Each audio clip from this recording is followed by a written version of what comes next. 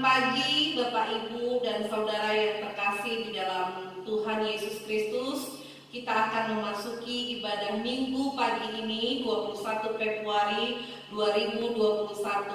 Kita akan mengadakan ibadah minggu ini. Untuk itu kita siapkan hati dan pikiran kita untuk memuji dan memuliakan nama Tuhan. Sebelum kita mendengarkan lagu pujian dan mendengarkan firman Tuhan, saatnya kita saat teduh sejenak.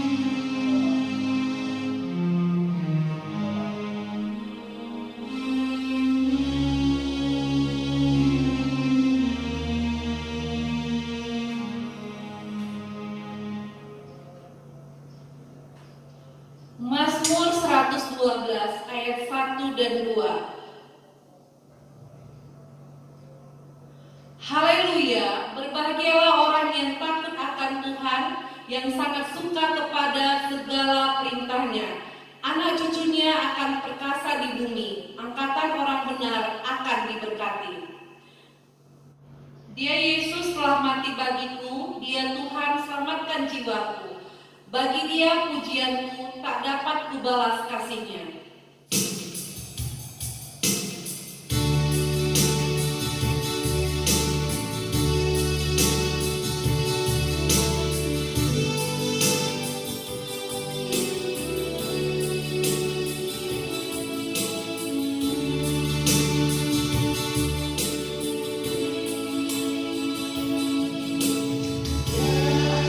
Yesus selamat bagiku.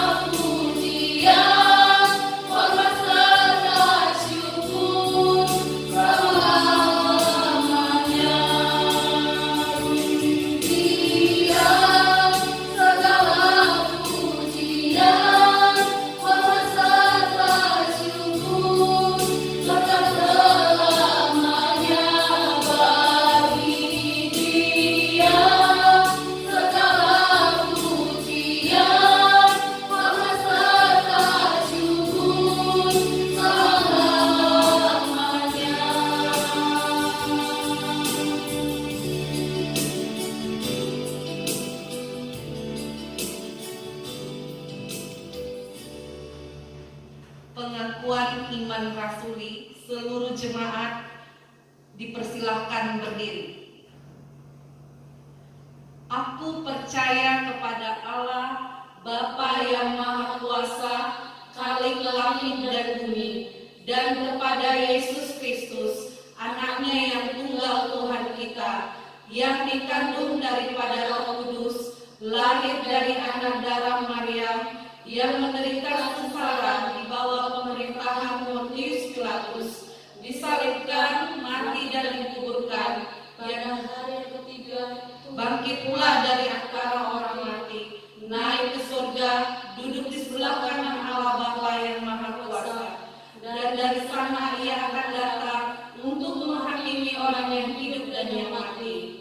Aku percaya kepada Roh Kudus, gereja yang kudus dan am, persekutuan orang kudus, pengampunan dosa, kebangkitan orang mati, dan hidup yang kekal. Amin. 使徒信经，我信上帝，全能的父，创造天地的主。我信我主耶稣基督，上帝的独生子，因圣灵感孕，如同真理玛利亚所生，在本丢比拉多手下受难，被钉于十字架，受死埋葬。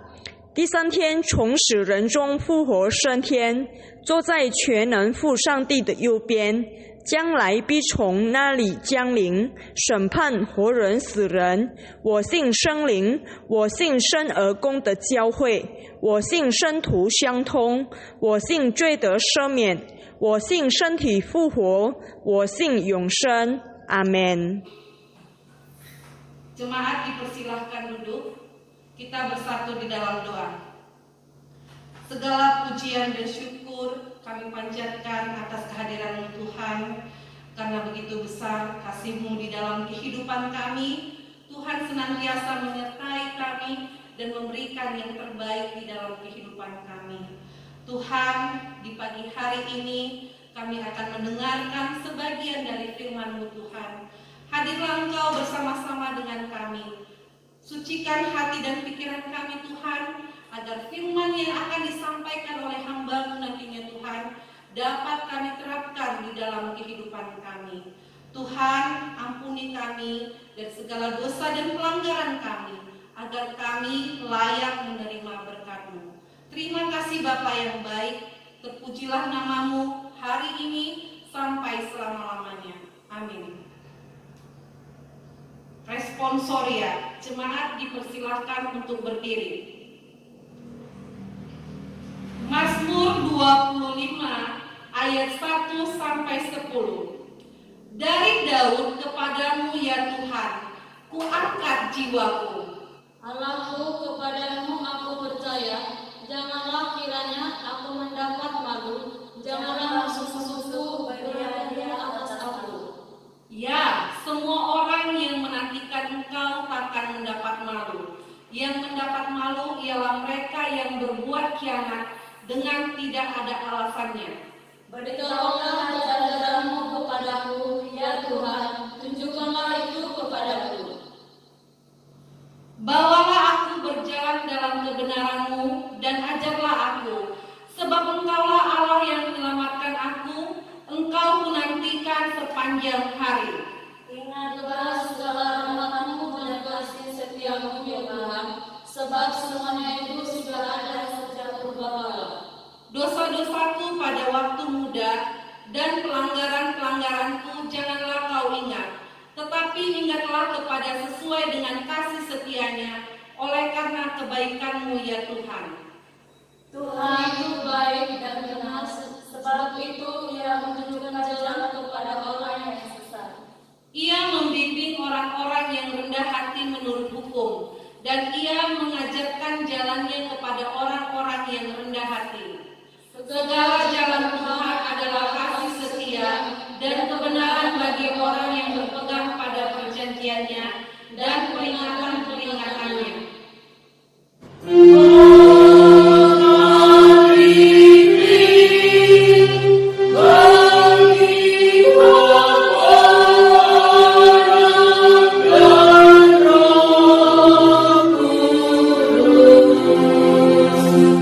Dari mula sampai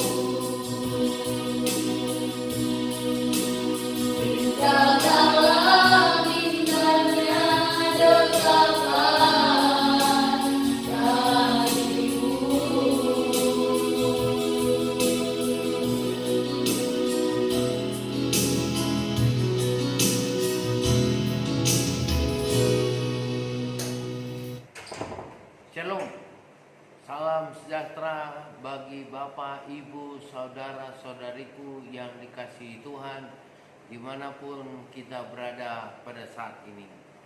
Hari ini adalah hari Minggu pertama sesudah Imlek, jadi masih ada kesempatan ya bagi kita untuk saling mengucapkan kongsi Pak Zai, kongsi ya, Sinian Kuaile.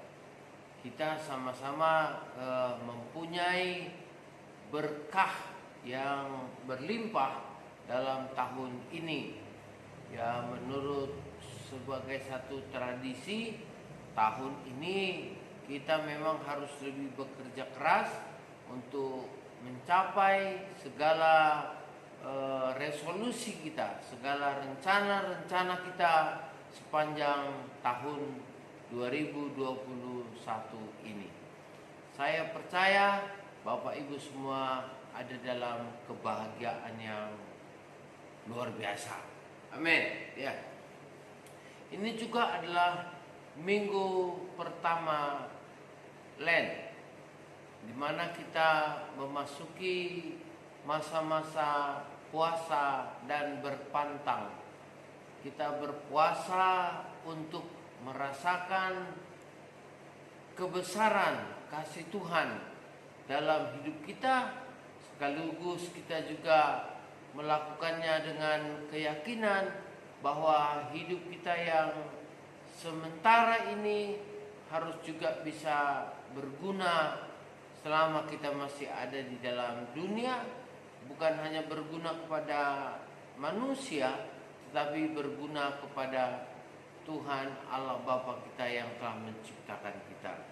Jadi kalau dikatakan berpuasa dan berpantang, maka kita akan menahan diri, menahan nafsu dunia kita, kemudian juga kita berpantang. Ya, biasanya boksu pada hari Jumat itu tidak memakan daging, ya, tidak makan daging karena mengingat peristiwa penyaliban Tuhan Yesus itu, di mana tubuhnya ya menjadi satu korban yang dipersembahkan untuk Tuhan. Jadi kalau kita makan daging itu kan sepertinya sudah sesuatu yang lebih, maka kita kurangi untuk memfokuskan kita kepada ibadah kita, pada kerinduan kita, supaya kita juga bisa merasakan betapa Kristus itu begitu merasakan penderitaan, dan penderitaan yang dirasakan Kristus itu adalah penderitaan kita.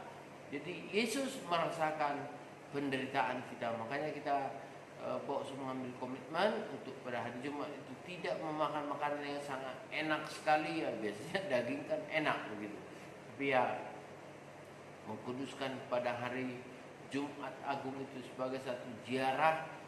Boksu melakukan apa yang saya katakan tadi. Jadi mungkin yang lain juga mungkin mempunyai satu komitmen tersendiri dalam hal ini. Nah, pada hari ini kita akan belajar satu kebenaran firman Tuhan, yaitu yang berbicara tentang pembaptisan Yesus, bukti ketaatannya. Saudara-saudara, saya akan membacakan firman Tuhan untuk kita semuanya, yaitu yang tertulis di dalam Markus pasal yang pertama, ayat yang ke-9 sampai dengan ayatnya yang ke-15. Mari dengan sangat tekun kita memperhatikannya. Saya akan membacakannya untuk kita semua. Pada waktu itu datanglah Yesus dari Nazaret, tanah Galilea, dan ia dibaptis di sungai Yordan oleh Yohanes. Pada saat ia keluar dari air, ia melihat ke langit terkoyak dan roh seperti burung merpati turun ke atasnya. Lalu terdengarlah suara dari surga, "Engkaulah anakku yang kukasihi, kepadamu lah aku berkenan." Ini yang dialami oleh Tuhan Yesus. Lalu sesudah itu, Bapak Ibu, saudara-saudaraku yang dikasihi oleh Tuhan Yesus, Segera sesudah itu Roh memimpin dia ke padang gurun. Di padang gurun itu dia tinggal 40 hari lamanya, dicobai iblis. Ia berada di sana di antara binatang-binatang liar dan malaikat-malaikat melayaninya. Kemudian ayat yang ke-14 dan 15, sesudah Yohanes ditangkap, datanglah Yesus ke Galilea memberitakan Injil Allah. Katanya, waktunya telah genap, kerajaan Allah sudah dekat, bertobatlah dan percayalah kepada Injil. Ada beberapa bagian yang kita mau renungkan di dalam satu pokok perenungan firman Tuhan dalam khotbah hari ini, yaitu dengan tema pembaptisan Yesus, bukti ketaatan. Saudara-saudaraku yang dikasihi oleh Tuhan Yesus, kita dalam perjalanan hidup ini mempunyai berbagai-bagai pengalaman yang tidak sama satu dengan yang lain. Walaupun kita katakan kita ini adalah orang Kristen, tetapi pengalaman-pengalaman kita berbeda. Hal-hal yang membuat kita merasa bersyukur kepada Tuhan itu pun juga berbeda. Hanya satu yang sama, yaitu Roh yang menghibur kita, itu yang menuntun kita ketika seberat apapun pengalaman dalam hidup kita. Roh itu yang menuntun, Roh itu yang memperbaharui, Roh itu yang memperlengkapi, Roh itu yang menghibur kita, dan Roh itu jugalah yang memperkenalkan saya dan saudara-saudara dengan kuasa yang adalah kuasa Yesus anak Allah itu. Saudara-saudaraku, Yesus meninggalkan Galilea menuju sungai Yordan untuk dibaptis oleh Yohanes. Pada mulanya Yohanes menolak dengan berkata bahwa untuk mengikat tali kasutnya pun ia tidak layak. Tetapi dalam hal ini saudara-saudaraku yang dikasihi Tuhan Yesus, Yesus tidak membutuhkan sebuah ritual baptisan. Tidak ada cara harus begini, harus begini, harus begini, harus begini. Yang ada adalah Yesus datang kepada Yohanes di sungai Yordan itu dan dia minta untuk dibaptis. Nah, pada saat itu saudara-saudara, antara dialog Yohanes Pembaptis dan juga Yesus, maka akhirnya ketika Yesus mengatakan supaya digenapilah apa yang difirmankan oleh Allah, maka pada saat itu juga Yohanes mengatakan dia membaptis Yesus dan dia mencelupkan Yesus ke dalam air. Lalu sesudah itu Yesus menengadah ke atas sambil berdoa. Terkoyaklah, terbukalah langit, dan adalah suara yang mengatakan seperti yang dikatakan dalam firman Tuhan tadi, bahwa Allah berkenan kepada Tuhan Yesus. Dalam bentuk burung merpati turun ke atas kepalanya dan berkata, inilah anak yang kukasihi, kepadanya lah aku berkenan. Saudara-saudara yang dikasihi oleh Tuhan Yesus, ini adalah pengalaman yang terjadi di dalam diri Yesus, ya, di mana pada saat itu Tuhan Yesus akan memulai pelayanannya setelah dia dibaptis, setelah dia berusia sekitar 30 tahun dan dia mulai melakukan pelayanannya, menyerukan pertobatan. Dan sebelum dia menyerukan pelayanannya tersebut, melakukan pertobatan tersebut supaya orang-orang bertobat, pada saat itulah Yesus pun dibaptis. Sesudah Tuhan Yesus menerima baptisan kudus tersebut, menerima baptisan yang dilakukan oleh Yohanes, maka mulailah dia bergerak untuk melakukan segala sesuatu yang dikerjakan. Nah, baptisan ini menjadi tanda awal bagi Tuhan Yesus untuk memulai pelayanannya, ya. Mulai menunjukkan bahwa ini adalah merupakan bukti pertama dia mau melakukan pelayanannya untuk menyerukan pertobatan, melayani umat Tuhan, melakukan berbagai-bagai tanda mujizat, mengajarkan tentang kerajaan Allah, dan menembus dosa manusia di kayu salib sebagai satu puncak daripada pekerjaan Yesus dan kebangkitannya yang membuktikan bahwa dia benar dengan apa yang dikatakannya dan bahwa dia benar adalah anak Allah. Saudara-saudara yang dikasihi Tuhan, mengapa dia dibaptis? Dalam tradisi orang Yahudi, imam-imam itu juga melakukan hal yang sama seperti Tuhan Yesus, yaitu pertama sekali dia disucikan dengan air, lalu kepadanya diberikanlah minyak urapan. Perhatikan apa yang terjadi di dalam Imamat pada pasalnya yang ke-8 ayat yang kedua mulai, saudara-saudara, ya. Di sana ayat pertama, pasal 8 ayat pertama. Di sana dikatakan, Tuhan berfirman kepada Musa, panggillah Harun, ya, dan anak-anaknya bersama dengan dia, dan ambillah pakaian minyak urapan dan lembu jantan korban penghapusan dosa, 2 domba jantan dan bakul berisi roti yang tidak beragi, ya. Lalu disuruhnyalah berkumpul segenap umat di depan pintu kemah pertemuan. Kemudian dituangkannyalah sedikit minyak, ya. Musa menuangkan sedikit minyak kepada Harun, ya, ke atas kepala Harun. Dituangkannyalah sedikit minyak dan diurapinyalah dia dan untuk menguduskannya.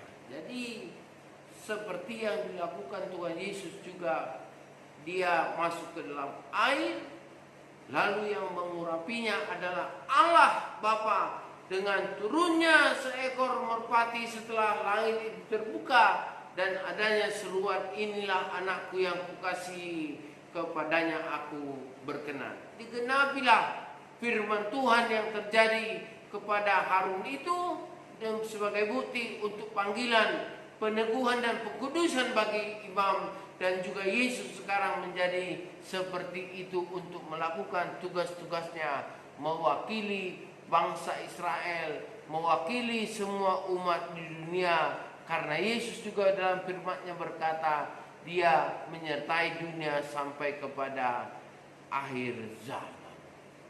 Cara-cara ini adalah merupakan satu tradisi, ya, merupakan satu tradisi yang mana Tuhan Yesus juga merupakan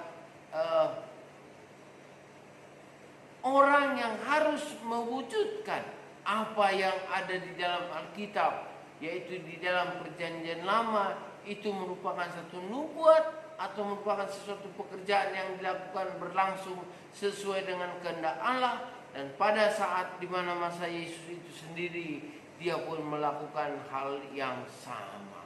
Nah, saudara-saudaraku, setelah memperhatikan hal ini dan melihat situasi dan kondisi yang terjadi, maka kita mau belajar kebenaran apa yang dapat kita peroleh dari peristiwa pembaptisan Tuhan Yesus. Yang pertama dan yang utama adalah di mana pembaptisan yang dialami oleh Tuhan Yesus ini adalah merupakan bukti daripada ketaatannya, ya, ketaatannya kepada Allah Bapa, di mana sejak awal juga sudah ada peristiwa di mana minyak urapan dituangkan ke atas kepala Harun oleh Musa untuk menjadi pemimpin orang Israel, ya, menjadi imam bagi orang Israel, dan demikian juga dia Yesus, maksud saya, mengalami peristiwa yang sama di mana dia dibaptis oleh Yohanes Pembaptis yang juga membuktikan bahwa dia adalah merupakan anak Allah. Di sanalah Allah menunjukkan kesaksian yang menyatakan bahwa Yesus itu adalah anak Allah. Jadi itu yang paling utama yang kita mau peroleh, saudara-saudara, yang mau kita pahami. Nah, jadi kepergian Yesus ke sungai Yordan untuk dibaptis oleh Yohanes menunjukkan komitmen, tekad dan kesungguhannya mentaati kehendak Allah sejak semula, yaitu menjadi sama dengan manusia, ya, menjadi sama dengan manusia. Jadi ketika Yesus dibaptis dan kita juga dibaptis, itu akan menunjukkan kesamaan kita bersama dengan Tuhan Yesus. Ketika Yohanes mengatakan bahwa ia yang membutuhkan baptisan, ya, Yesus menjawab bahwa pembaptisan atas dirinya bukan masalah kebutuhan, tapi masalah ketaatannya untuk menggenapi kehendak Bapa di dalam kehidupan. Di dalam proses pembaptisannya itu juga ada sesuatu yang menunjukkan hal yang harus segera dilakukan dan tidak boleh ditunda-tunda.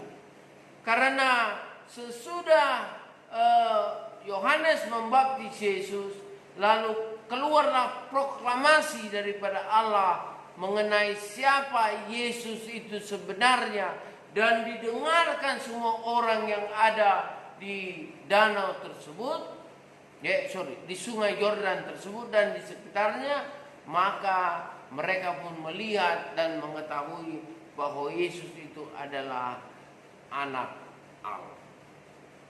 Saudara-saudaraku yang dikasihi oleh Tuhan Yesus, kesegeraannya itu, ya, mengapa hal itu harus dilakukan pada saat itu, merupakan model bagi setiap orang percaya, bahwa setiap orang percaya harus segera dibaptis, harus segera dikuduskan, harus segera diurapi hidupnya supaya dia masuk ke dalam kerajaan Allah. Jadi kalau dalam pemahaman kita, ketika nama kita disebut di dalam baptisan itu, malaikat juga di surga menuliskan nama itu di dalam buku kehidupan. Jadi saya dan saudara-saudara yang sudah dibaptis, kita bersyukur, kita berbahagia karena nama kita sudah ada di dalam buku kehidupan. Begini. Dan walaupun kita sudah dibaptis, ya, masih juga kita mempunyai kehendak yang bebas. Ya. Masih juga ada free will. Keinginan yang bebas, kehendak yang bebas bagi saya dan saudara-saudara untuk melakukan yang baik atau melakukan yang jahat, melakukan yang sesuai dengan kehendak Allah atau melakukan yang tidak sesuai dengan kehendak Allah. Tapi saya yakin dan percaya saudara dan saya pasti mempunyai satu kerinduan. Kalaunya aku sudah dibaptis, marilah aku terus berjuang untuk melakukan apa yang diperintahkan oleh Allah kepadaku, yang dimana Allah sendiri sangat setuju untuk melaksanakannya. Ya, Allah setuju kalau kita melaksanakan perbuatan-perbuatan yang dikehendaki oleh Allah. Nah, itulah makanya juga ketika di dalam Matius 28, ya, Matius 28 ayatnya yang ke-19. Katakan di sana, karena itu pergilah, jadikanlah semua bangsa muridku dan baptislah mereka dalam nama Bapa dan Anak dan Roh Kudus. Jadi itulah pembaptisan itu yang dialami oleh Tuhan Yesus, yang menguduskannya, walaupun bukan karena berdosa maka dia dikuduskan, tetapi karena memang dia kudus maka dia membuktikan dirinya kudus. Itu berbeda dengan pembaptisan yang kita terima, di mana pembaptisan yang kita terima adalah di mana kita dikuduskan daripada dosa-dosa kita. Lihatlah betapa pedulinya Tuhan Yesus, sehingga dia sendiri menyatakan bahwa kita harus mengabarkan Injil dan membaptis setiap orang percaya di dalam nama Allah Bapa, Anak dan Roh Kudus. Ya, dalam nama Bapa, Anak dan Roh Kudus. Itulah bukti kasihnya yang begitu besar di dalam kehidupan kita setiap hari dan setiap saat. Dan ini pula lah saudara-saudaraku yang dikasihi oleh Tuhan Yesus, yang menguatkan kita, yang juga menunjukkan kepada kita betapa pentingnya kita mengikuti kebenaran firman Tuhan. Karena ketika kita mengikuti firman Tuhan, kita mendapatkan kekuatan yang di luar jangkauan pemikiran kita. Sekali waktu saya dalam keadaan kondisi fisik yang begitu lelah, tidak ada semangat, atau karena begitu sakit stroke sehingga saya merasakan satu keletihan. Namun pada saat itu saya teringat bahwa Tuhan Yesus mampu menyembuhkan orang yang sakit. Tuhan Yesus mampu memulihkan kekuatan orang yang lemah. Bahkan ada seorang perempuan yang sudah lama sekali penyakit pendarahan, ketika dia memegang jumbai daripada selendang atau baju Yesus saja, dia bisa sembuh. Intinya terletak kepada iman, di mana Tuhan Yesus mengatakan, apa yang engkau inginkan daripadaku? Lalu orang itu mengatakan, aku ingin melihat. Maka Tuhan Yesus mengambil tanah dan diberikannya ludahnya, lalu diusapkannya ke mata orang itu dan berkata, imanmu telah menyembuhkan engkau. Perkataan-perkataan imanmu telah menyembuhkan engkau berkali-kali terngiang-ngiang di dalam telinga saya pada kondisi tersebut. Dan saya katakan, Tuhan, biarlah walaupun hambamu ini masih banyak kekurangan untuk menuju kepada pemulihan, tetapi biarlah aku juga boleh melakukan satu bagian tugasku lagi yang paling bisa aku lakukan sampai nanti pada saatnya aku menyelesaikan sebuah pertandingan yang baik di dalam pelayananku di dunia ini.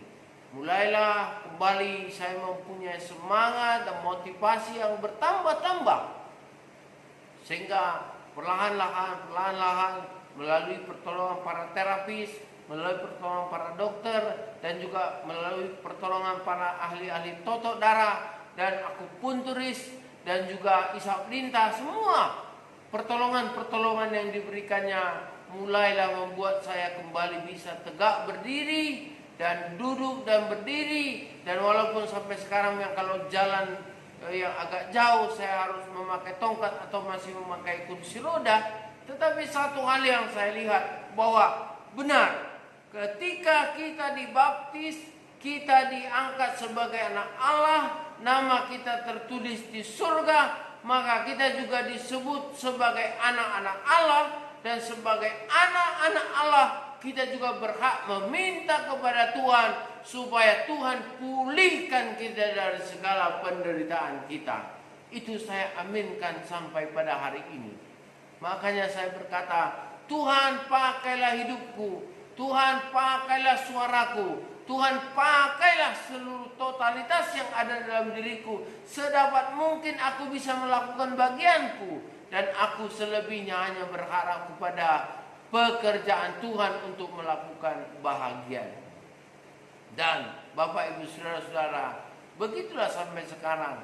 Walaupun harus dengan perlahan-lahan, harus dengan lambat, tapi saya berusaha dengan pertolongan kekuatan Tuhan supaya saya bisa minimal menyelesaikan bagian-bagian bahagian saya, pekerjaan saya dan pelayanan saya, dan selebihnya juga Tuhan akan menggenapi segala sesuatu dalam kehidupan. Ini saya refleksikan dari di mana saya merenungkan bahwa Tuhan Yesus sesudah dibaptis, sudah perhatikan yang ke-12 ya. Pencobaan di padang gurun. Segera sesudah Roh memimpin dia ke padang gurun, di padang gurun itu ia tinggal 40 hari lamanya dicobai oleh iblis. Ia berada di sana di antara binatang-binatang liar dan malaikat-malaikat melayaninya.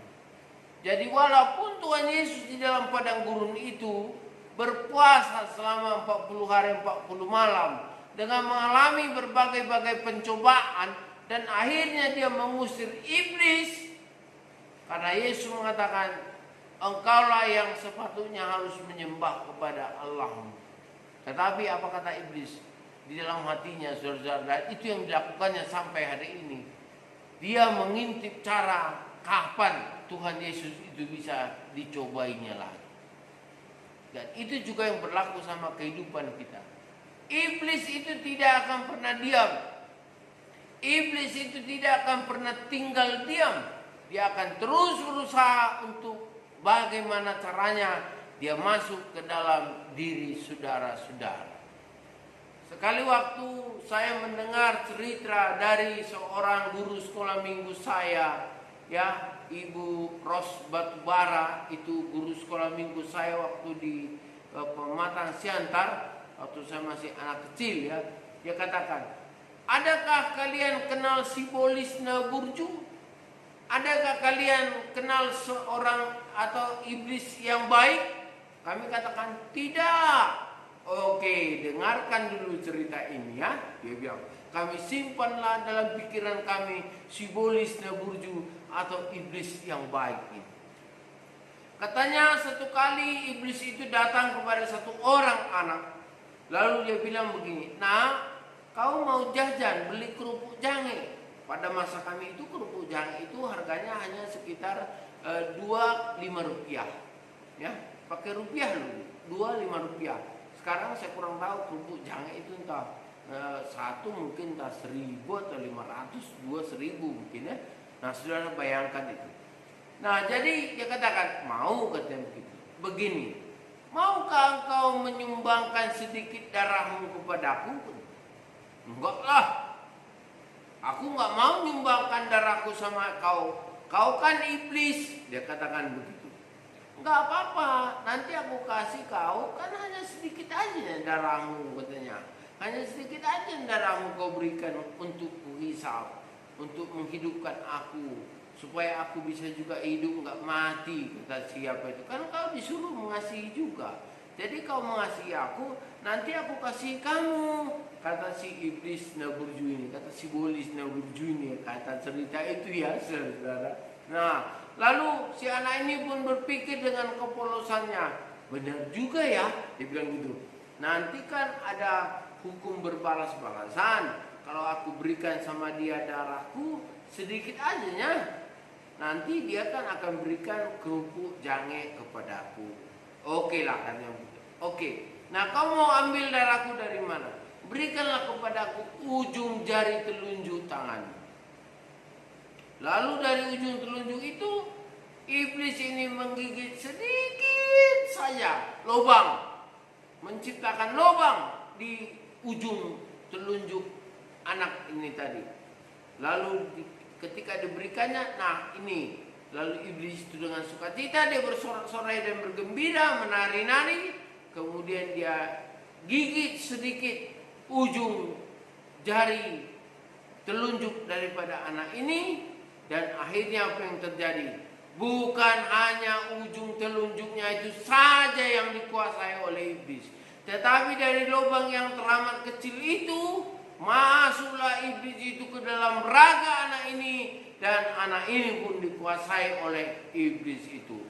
Makanya dikatakan hati-hati, sebaik-baiknya iblis kamu jangan mau terima tawarannya. Itulah cerita Sibolis Naburju.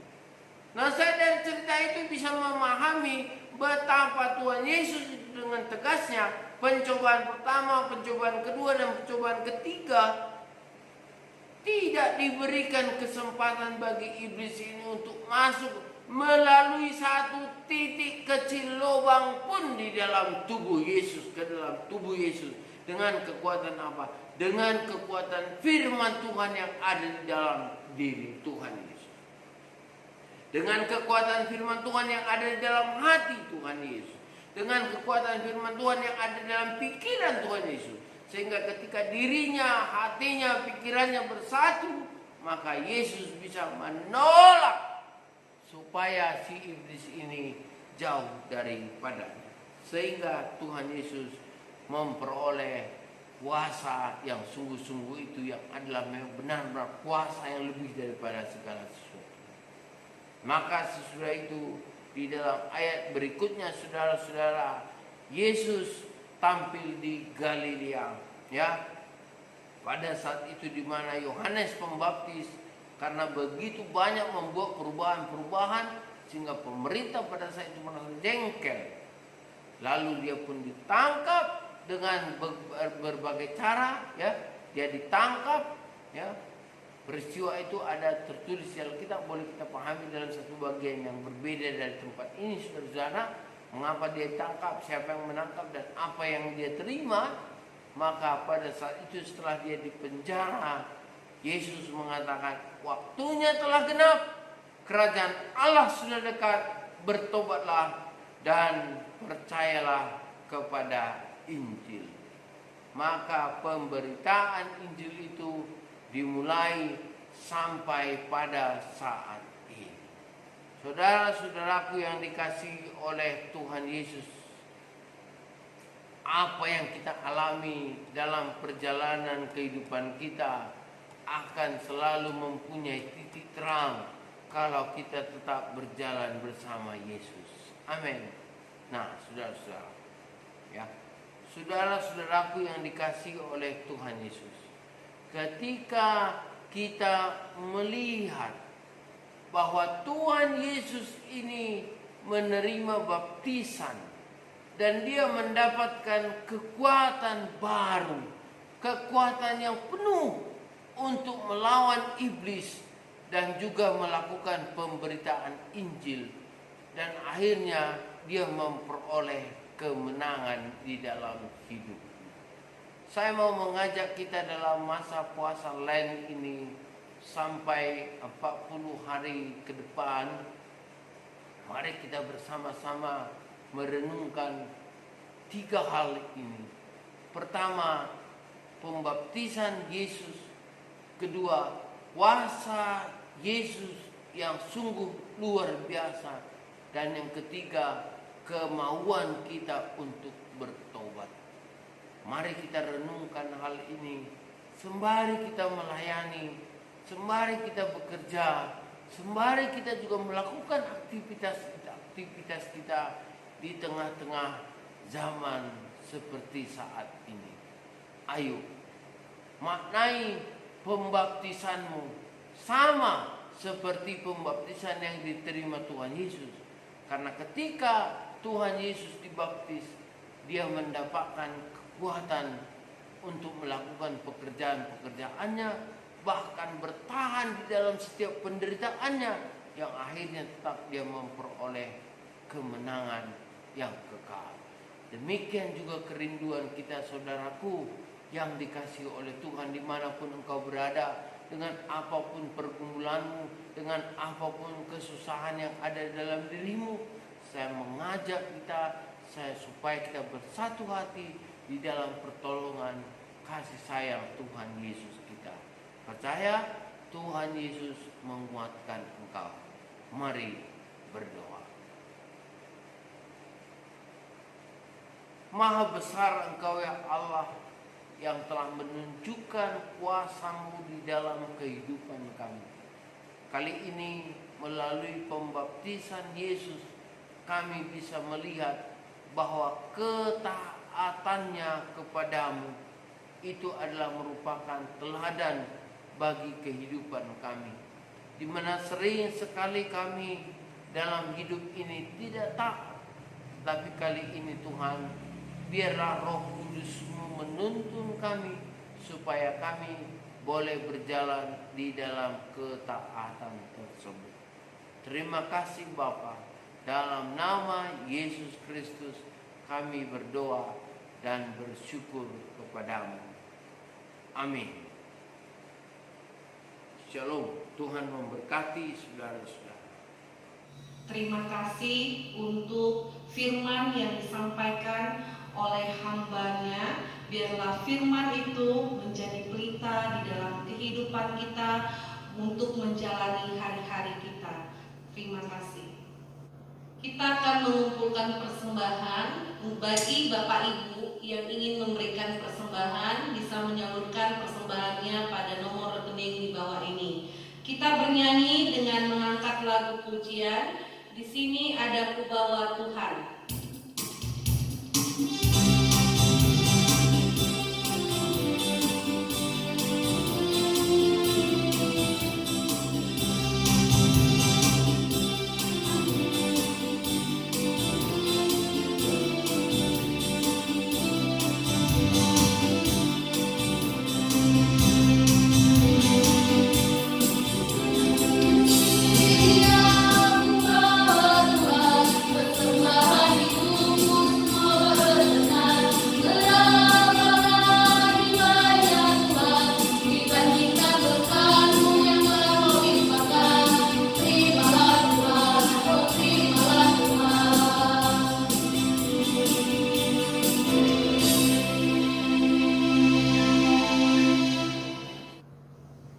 Kita akan mendengarkan warta yang disampaikan oleh Bapak Pendeta. Terima kasih untuk warta yang telah disampaikan oleh Bapak Pendeta. Kita angkat lagu pujian, Tuhan pimpinlah daku.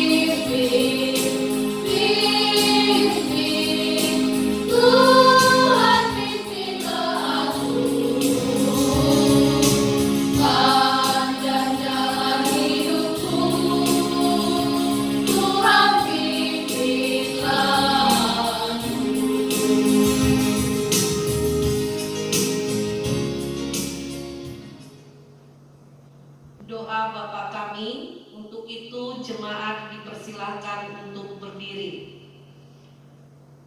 Bapa kami yang di surga, dikuduskanlah nama-Mu, datanglah kerajaan-Mu, jadilah kehendak-Mu di bumi seperti di surga.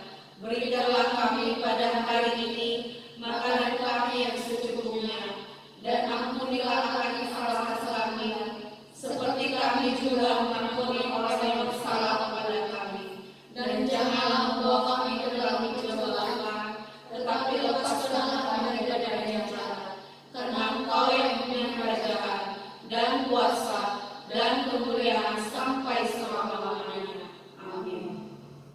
Doksologi.